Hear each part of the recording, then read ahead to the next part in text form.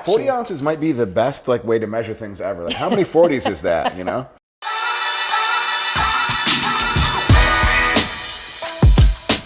Spatchcock Funk. We are here in the common space in beautiful downtown Syracuse. A place where people work, they live, they cook, and they eat.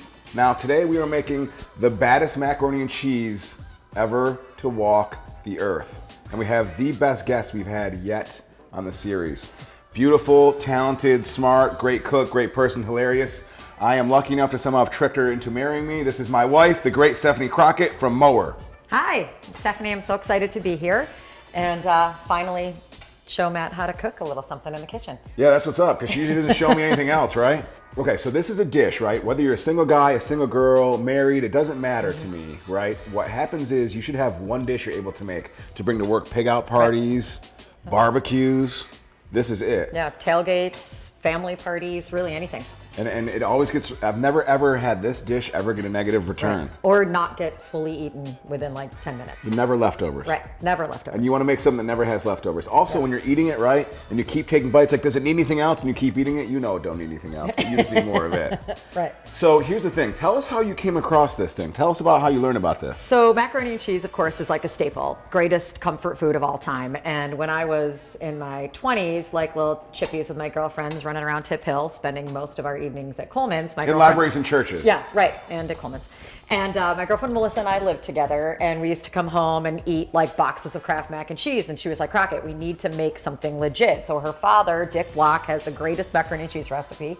So she taught me how to make this, and I've been making it ever since and really trying to like perfect it and change it as we go along. All right, so as you perfected this thing, over time, we found ways to make lobster mac and cheese, various cheeses. So first, I'm gonna get the milk. You talk about what the ingredients are. Sure, so any really good recipe I find always starts with a roux, which is essentially where you're using flour and butter and a little bit of salt and you're creating a roux to start. Then you're gonna add some milk and then that's where all the cheeses come in. Let's talk about the cheese for a second. We got smoked Gouda, Applewood smoked Gouda. For the cheese though, like first of all, the total amount of cheese you need for this dish is 40 ounces of cheese. Think about 40 ounces of freedom. This is what's getting you there right now.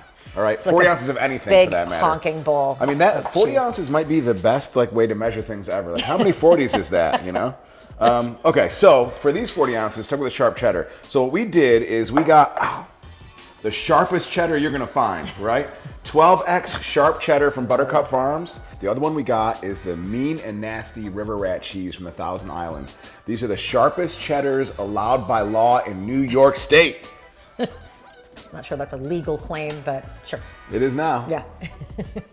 Okay, let's get to making this thing. Okay, so you're gonna put the oven on kind of a medium to low heat. You start off classic roux. Start off with like half a stick of butter. So we just put the flour in. We're using 1/8 of a cup of flour, and then you put in a teaspoon of salt. And again, you just want to stir this up so that it thickens a little bit.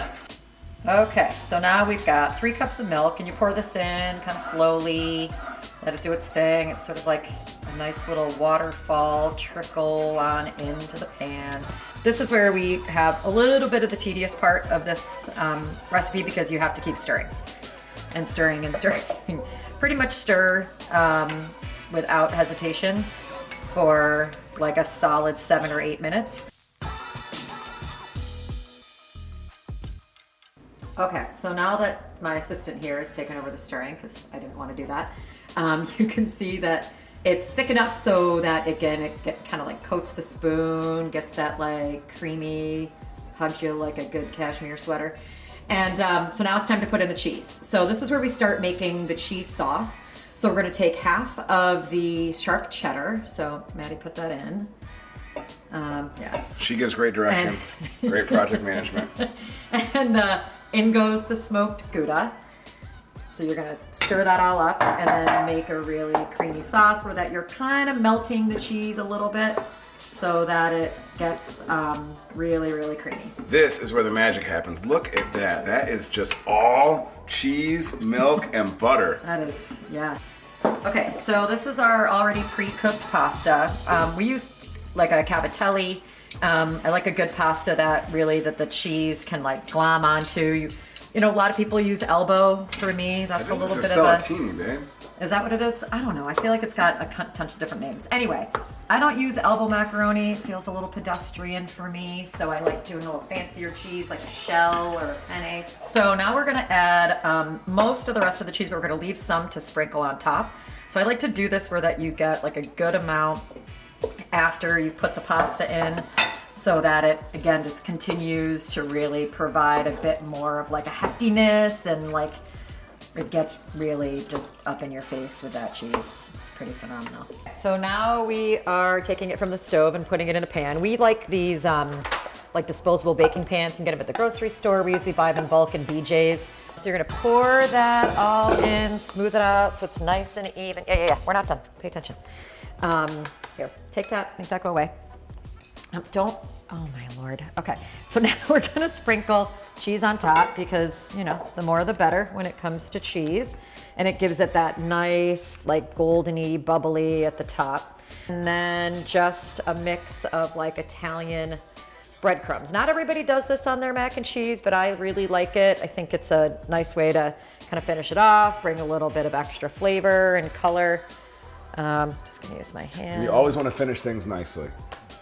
Very, very true. Yeah, it's a good lesson. Good lesson.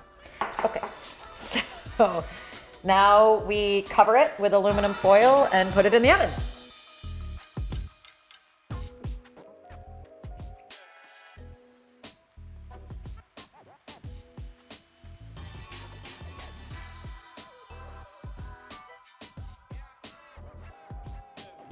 This just baked for about 15 minutes at 325. That's because we brought it right from the stovetop into the oven. If you can make this ahead of time, which is a great dish to make, we often make two at the same time and hold on to it so we have something in the freezer for just any occasion that comes up. If you do that, of course, let it thaw, and then you're gonna cook it a little bit longer. So it's a 325 for like 15 minutes. Are you crazy? Listen, bowl, put bowl. Here we go. Okay, now I'll make it. Oh. Look at that. That is what macaroni and cheese is supposed to look like. Oh my gosh. Every bite has your cheese allowance for the year. A little in it. bit more. And if you want to lose weight, eat this dish 3 times a day and wash it down with 2 IPAs. Or never. Okay, let's see how we did, baby. Okay.